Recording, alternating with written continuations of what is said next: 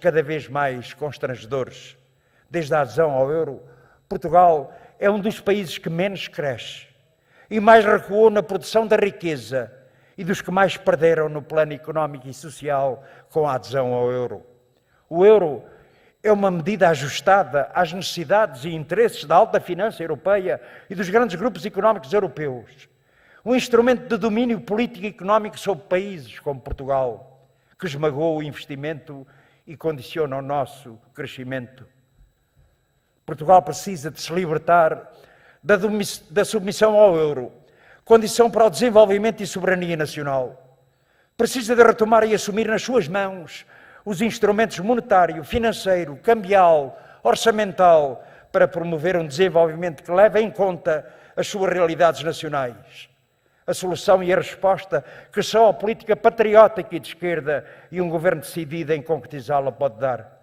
Mas, igualmente, não se encontra nas atuais políticas nacional e europeia solução e resposta que sirva os interesses nacionais para a superação dos constrangimentos e condicionamentos de uma dívida pública sufocante e insustentável. Uma dívida que é relativamente uma das maiores do mundo, em que se tornou um mecanismo de extorsão de recursos públicos e nacionais e um travão ao desenvolvimento do país. O país não pode continuar a suportar o fardo de uma fatura anual de cerca de 7 mil milhões de euros só em juros da dívida e abraços com tantos problemas, cerca de 35 mil milhões nos próximos 5 anos, como se estima no programa de estabilidade apresentado pelo Governo à União Europeia. Uma avultada verba que soma aos mais de 100 mil milhões pagos desde a adesão ao euro.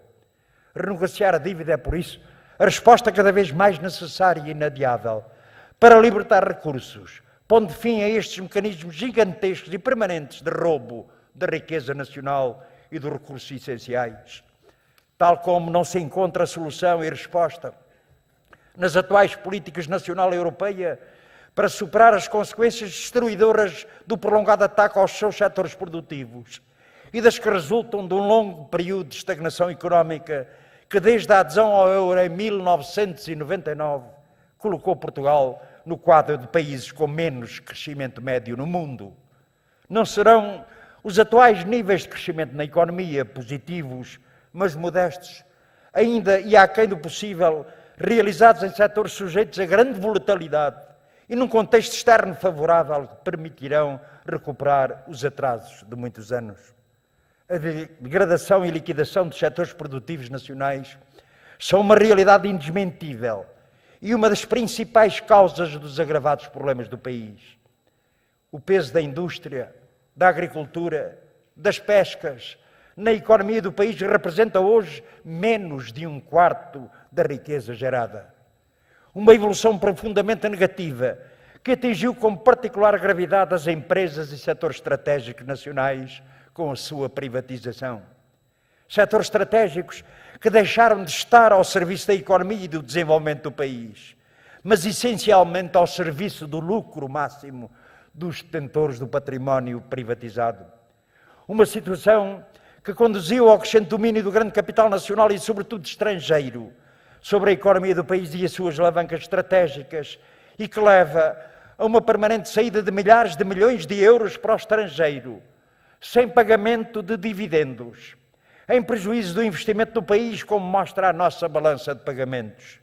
Em 2017, saíram quase 11 mil milhões de euros sob diversas formas de capital para o bolso dos acionistas e dos grandes grupos económicos estrangeiros. Temos afirmado que um país que não produz não tem futuro. E esta é uma questão que é estratégica e prioritária.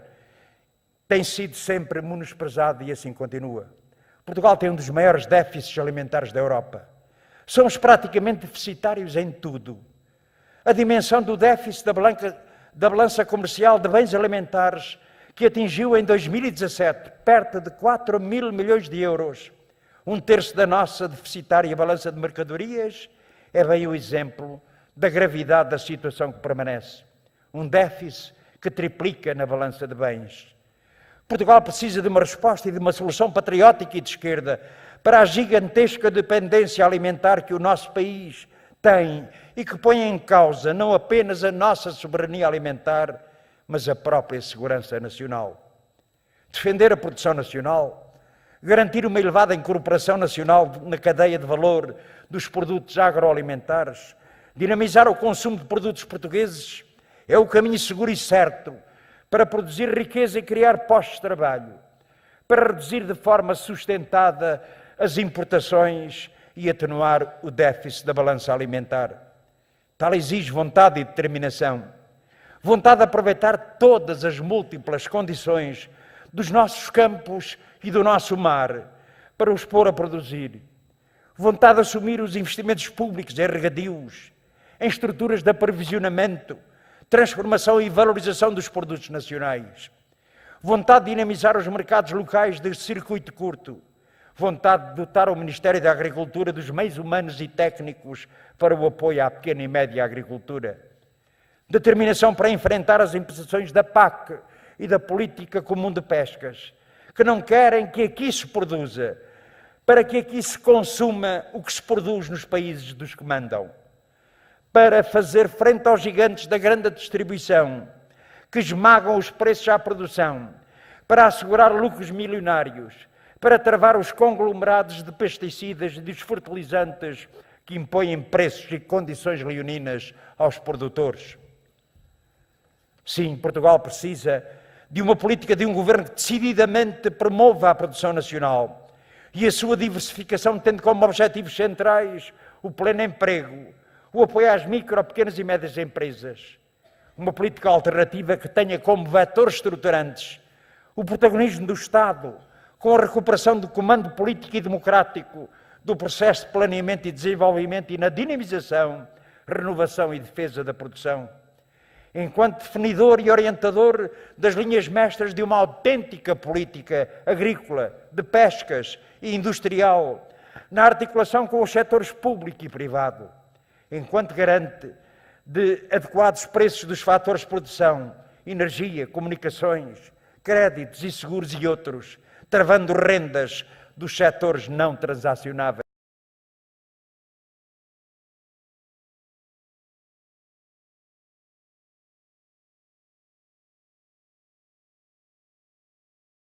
Da Constituição da República Portuguesa, uma política que garanta os direitos dos cidadãos e o acesso à justiça, uma política que assegure a efetiva subordinação do poder económico ao poder político, o combate e punição da corrupção, que assegure a segurança e a tranquilidade dos cidadãos, que afirma uma política de defesa nacional centrada nos princípios constitucionais. Uma política que assegure e afirme o pleno direito do povo português de decidir do seu próprio destino. E uma política externa assente na diversificação das relações com o maior número de países no mundo. Camaradas, no conjunto das intervenções e na diversidade dos assuntos aqui tratados na nossa conferência, ficou bem patente que os problemas e os atrasos acumulados por anos de política direita permanecem na realidade portuguesa, condenando o país ao retrocesso económico, à regressão social e à dependência. Aqui se mostrou que Portugal precisa de outras soluções. Precisa de seguir um caminho diferente, distinto daquele que o conduziu ao empobrecimento e ao atraso. Precisa de encetar um novo rumo, com outra política, em ruptura com a política de direita. Precisa de assegurar uma trajetória consistente de desenvolvimento, que não se limita ou restringe a obter momentâneos ganhos de curto prazo de uma conjuntura favorável que sabemos volátil. Aqui se evidenciou que há outra política patriótica de esquerda que o PCP é portador, capaz de assegurar o desenvolvimento do país, o progresso social, a elevação das condições de vida dos trabalhadores e do povo e afirmar Portugal como nação soberana e independente.